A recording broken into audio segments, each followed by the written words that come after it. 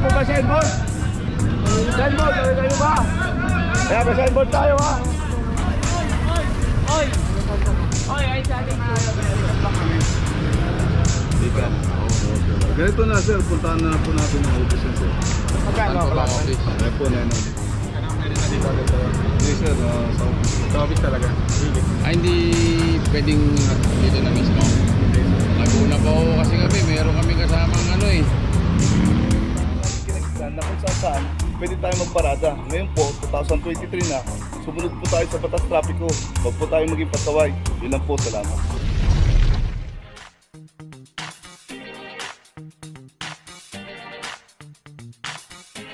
Papajo TV!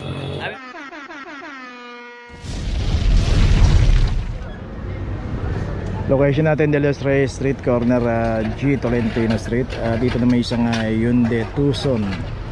Ito naman kaya naklam to dahil naka street corner. Dito rin sa kahabaan ng De Los Reyes Street, secondary road. Pero pagka parada natin ganito, kasama na po sa inuhuli ng clamping operation yan, 2349.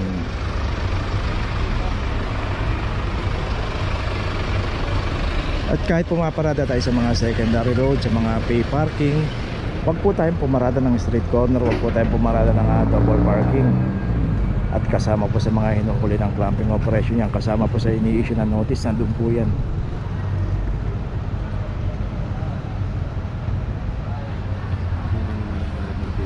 Okay, may notice na.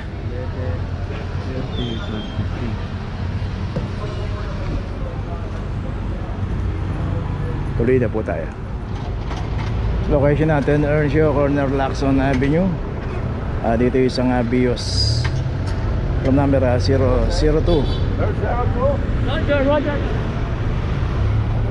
Dito yung isang Honda CRV rin. Ito nakaklam na rin to, wala rin nga driver. 0024.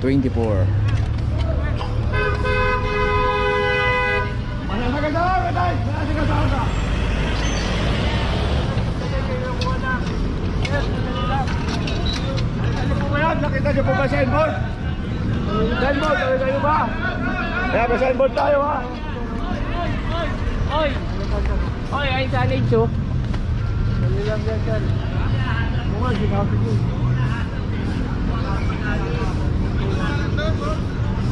Ikaw ba nagpapark ko yan? Ikaw nagpaparking? Ikaw? Ikaw na makialam ko yan ha? Dito na may isang Ford Ranger, phone number 005. Dito nga yung mga pinaradahan nila, makikita natin may mga signage yan, no parking, clamping, so mabuhay lane. Wala namang problema, may kinuha sila dun sa bus terminal. Pero yung paparada po tayo sa mismong signage, parang hindi na po tama yun. Dapat respetuhin po natin pag may mga signage. Bawal lang nga po pumarada, pero hindi pa rin nila mabasa. Paano kaya yun? Ganito na sir, puntahan na po natin ang office na sir. Magkano ako lang? Kaya po na yun. Kung sakali yung para wala na bala, pwede na ako magbayad din yan. Opo sir, kaya rin. Pwede na dito agad tayo. Hindi sir, sa office po. Sa office talaga? Ay, hindi pwedeng dito na mismo. Naguna pa ako kasi kami, meron kami kasamang ano eh. Na-aksidente sa motor, yun yung pinigap namin dito eh. Oo. Talating di ka na bumaba, loko. Naklam? Oo.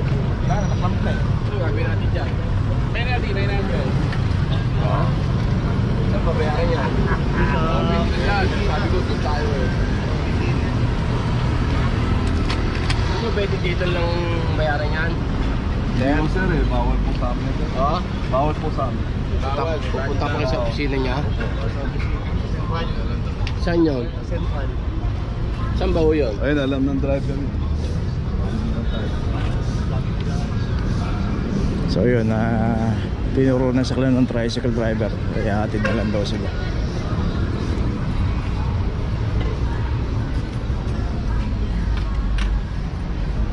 So may notice na rin tong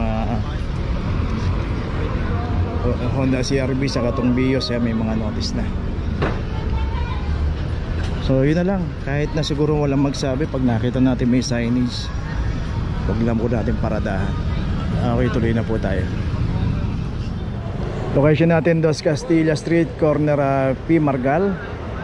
Dito naman isang Toyota Vios. Dito makikita natin sa sa Dos Castillas, both side may mga nakaparada.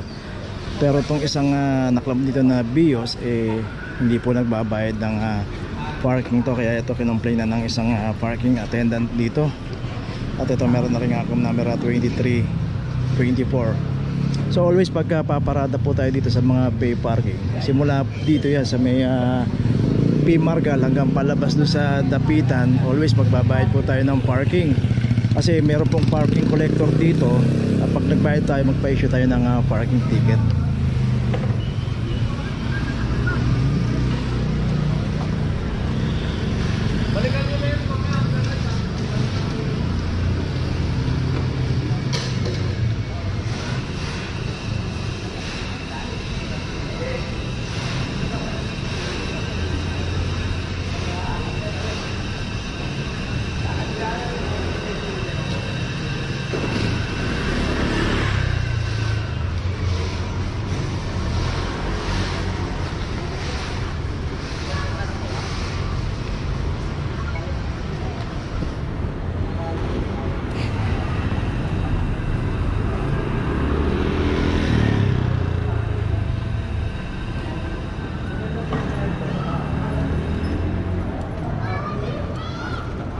Hindi, mga ano mo nga.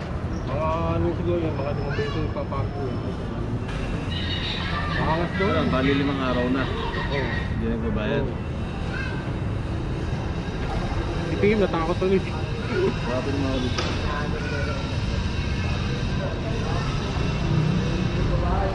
Salamat boss. Salamat. Dalawa sir. Dalawa. Meron pa ron. Sige. So dalawa pala yung pinaklam ng PA dito. So itong naklam na Vios dito, 5 araw daw to hindi nagbabayad. So yun, meron ng notice, puntahan pa natin yung isa ron.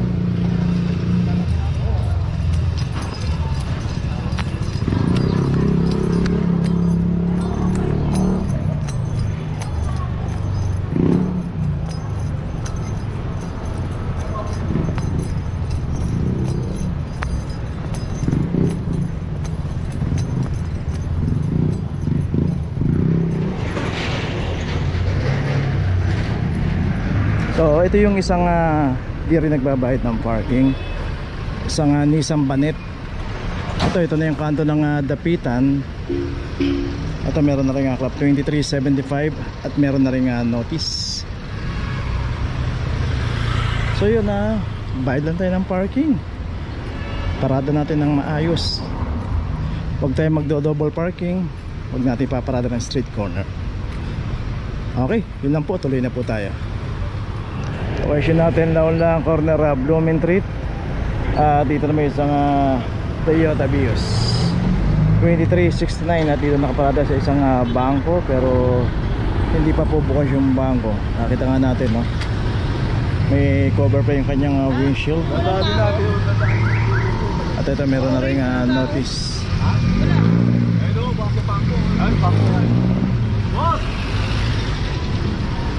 So dito ro yung isang sasakyan dito, yung orange yun na naka hazard ay nagwi-withdraw lang daw si sir. So pag ganyan naman pinagbibigyan na po yan, basta yun withdraw lang naman ng sa may ATM. Okay, tuloy na po tayo. Location natin Dapitan Street, corner Santander. Dito isang Suzuki Ertiga. Dito rin sa kahabaan ng Dapitan. Ayan, makikita natin yung Santander Street. Kumanan po tayo dyan, pay parking po yan. Dito kasi marami pong mga establishment, may mga kainan po rito, may mga coffee shop, may mga dim sum. Pero yun nga, pagka dito tayo pumarata at matatagalan tayo, pasok na lang po natin dito.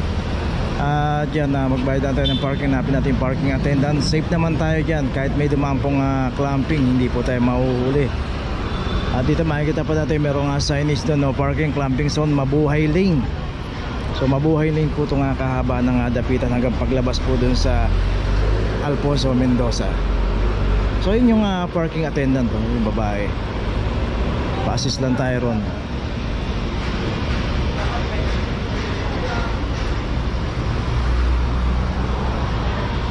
Tiyak po yung may-ari ng sasakyan nito may pinuntahan lang dito. Yun nga lang, hindi niya alam na bawal dito. Pero kung makikita natin, may mga signage naman dito. Okay, tuloy na po tayo. So ito makikita natin, ito isang expander. Yan, kapasok siya rito. So maaaring mag-park to. Ayan, nagtanong na doon sa parking attendant. Ayan, ganyan po dapat. Ayan, hanapin natin yung parking attendant, magpa-assist tayo. Ayan, i-assist niya na yan para makaparada ron.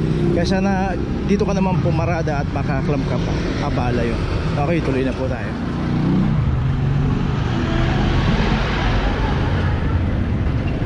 Okay, location natin P. Margal, corner Vicente Cruz. Dito isang Pius 2352. At ito wala rin driver dito rin sa kahaba ng P. Margal, Mabuhay Lane. Dito sa operation ng clamping.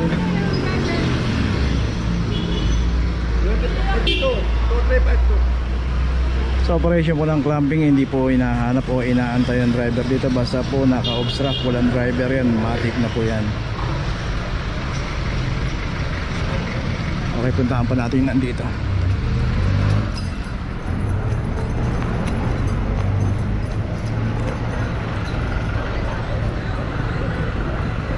Dito makikita ka natin yung signage, no parking, clamping zone, Mabuhay Lane, nakilaki. Dito rin yung isang L300 2342. Pag-vlog yung signage. Oh, dito na, kanina po. Kabila pa pala yung ito. So yun pa yung isang signage dun. Mamaya kukuha lang po natin. Dapat kung pick up kayo sir, asal nyo, tapos ka kayo sa loob. Ganun po pag pick up na ano sir.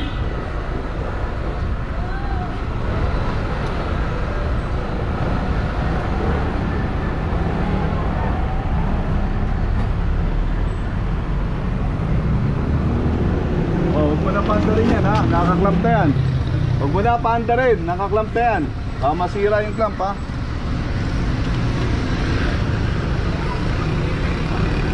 So yun, pati yung doon sa kabila, yung Bios doon, yung meron na rin notice yun. So itong L300 meron pa rito, puntahan pa natin.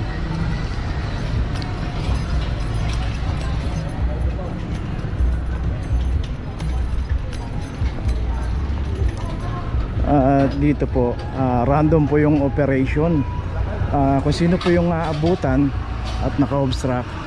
Pero kung may driver naman po, kita nyo naman po hindi po kinaklamp yan. Minsan nga alam, pinapalis na nga alam po. Ito isang Honda Civic 2366.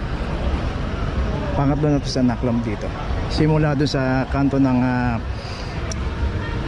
Miguelin along P. Margal pa rin.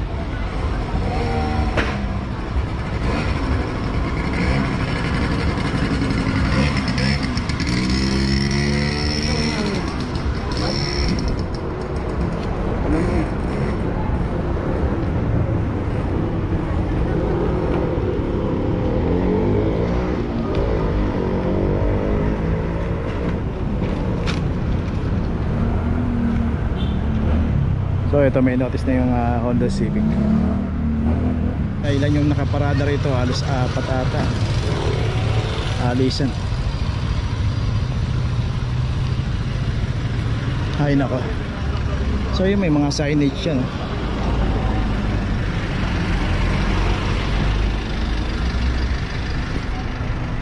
Okay, tuloy na po tayo. Dito na ngayon tayo sa opisina ng clamping sa impounding dito sa Central.